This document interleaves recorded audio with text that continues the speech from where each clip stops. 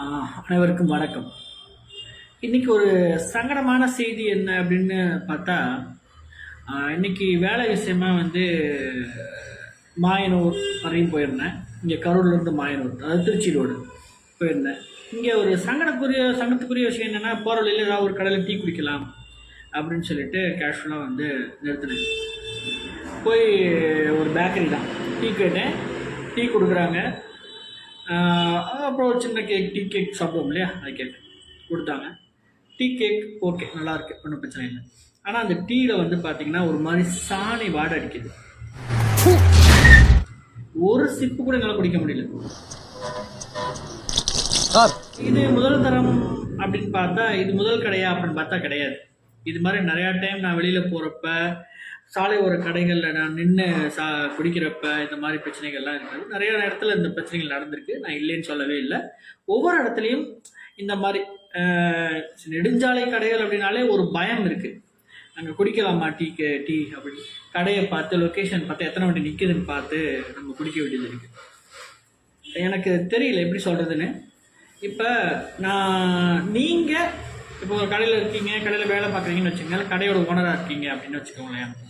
நீங்கள் டீ போட்டு, அந்த மாதிரி டீ போட்டு சாணி வாடை அடிக்கிற டீயை நீங்கள் குடிப்பீங்களா அப்படின்னு முதல் யோசிக்கணும்.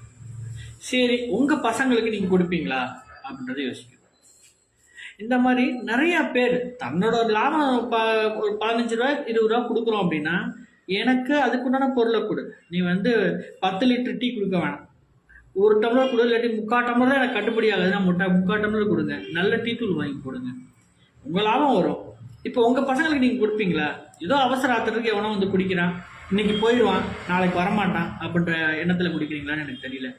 இந்த மாதிரி நிறைய இடங்கள்ல, நிறைய ஹோட்டல்ஸில், சிட்டிக்குள்ளே இருக்க ஹோட்டல்ஸ்லேயுமே கூட பார்த்திங்கன்னா, நம்ம போய் கேட்குறப்ப சில்லி கேட்டோம் அப்படின்னா, ஒரு சில நேரங்களில் பயங்கரமான புளிப்போட சில்லி இருக்கும். நான் சாப்பிட்டுட்டு வாங்கி ஒரு வாய் சாப்பிட்டுட்டு திருப்பி கொடுத்து இது மாதிரி பண்ணாதீங்கன்னு சொல்லிட்டு வந்திருக்கேன் கரூர் சிட்டிக்குள்ளே. அதே போல் பரோட்டா மீந்து போன பரோட்டா இருந்துச்சுன்னா அதை சூடு பண்ணி கொடுத்துட்றாங்க. ஸோ இந்த மாதிரி நிறையா இடத்துல அதே போல் பழைய சிக்கன், முதல் நாள் பரட்டி வச்ச சிக்கனை மறுநாள் போடுறாங்க, அதான் புளிக்கும்னு நினைக்கிறேன் நான்.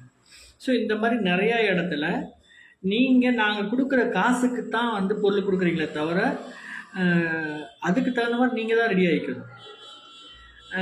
நீ ஒரு ஃபுட் அலர்ஜியை உருவாக்குறதுக்குண்டான வேலையை நீங்கள் செய்கிறீங்கன்னா எதுக்கு அந்த தொழிலை செய்கிறீங்க? உங்களோட லாப நோக்கம் தான் முக்கியம் அப்படின்னா, உங்களால் ஒருத்தர் செத்தா பரவாயில்லையா அப்படின்ற கேள்வி இங்கே இருக்குது. இப்போ உங்கள் குழந்தைங்களுக்கு கெட்டுப்போன சிக்கனையோ, பழைய சிக்கனையோ, பழைய பரோட்டாவையோ கொடுத்துருவீங்களா, கொடுத்து சாப்பிடுன்னு சொல்லியிருப்பீங்களா அப்படின்ற கேள்வியும் இங்கே வருது. இந்த மாதிரி நான் தொழில் செய்கிறேன், நான் என் லாபத்தை மட்டும் தான் பார்ப்பேன், எவன் செத்தா என்ன அப்படின்னு தொழில் நடத்தினா நான் எப்படி பிழைக்க முடியும்? ஒரு நாள் அந்த கடைக்கு வருவாங்க, அடுத்த நாள் வரமாட்டாங்க, அதுக்கடுத்த நாள் வரமாட்டாங்க.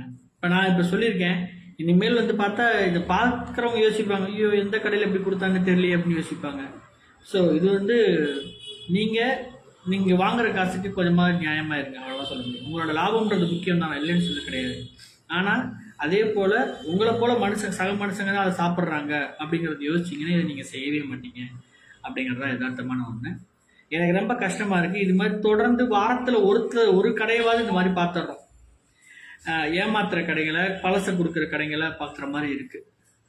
ஸோ உணவுன்றது நீங்கள் சாப்பாடு கொடுக்குறீங்க அப்படின்றது மிகப்பெரிய புனிதமான தொழிலாக நிறைய பேர் பார்த்துட்ருக்காங்க. ஒரு சிலர் தன்னோட லாப நோக்கம் தான் முக்கியம் அப்படின்னு பார்த்துட்ருக்காங்க. முடிஞ்ச வரையும் கொடுக்குற காசுக்கு நல்ல பொருளை கொடுங்க, பழசை கொடுத்து சாகடிக்காதீங்க. உங்களை போல சக மனுஷன் தான் சாப்பிட்றான், அவனுக்கும் உங்களை மாதிரியே ரத்தம், கண்ணு, காது, மூக்கு, வாய் எல்லாமே இருக்குது, மனசு இருக்குது, வயிறு இருக்குது, அவனுக்கும் உடம்பு சரியில்லாமல் போகும் அப்படிங்கிறத மைண்டில் வச்சுக்கோங்க. நன்றி.